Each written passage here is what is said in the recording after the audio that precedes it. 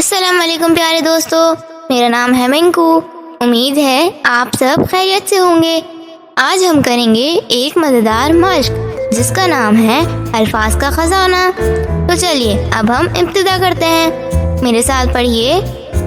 वारिस, व आ र स, वारिस। आड़ू, आ र उ, आड़ू।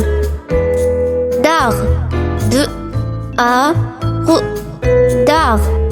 दौड़, द व ड़, दौड़। आए, आ ए, आए। ज़र्रात, ज़ र आ त, ज़र्रात। अज़ान, आ ज़ आ न, अज़ान। अर्ज़, आ र ज़, अर्ज़। ज़ात, ज़ आ त, ज़ात। अब इसका इख्तिताम करते हैं। तो बच्चों, आज हमने मज़ेदार मश्क सीखी है। इसी तरह की और मज़ेदार वीडियोस देखने के लिए आप हमारे चैनल को लाइक करें, सब्सक्राइब करें और शेयर करें। मिलते हैं अगली वीडियो में। तब तक के लिए अल्लाह हाफ़िज़ प्यारे दोस्तों।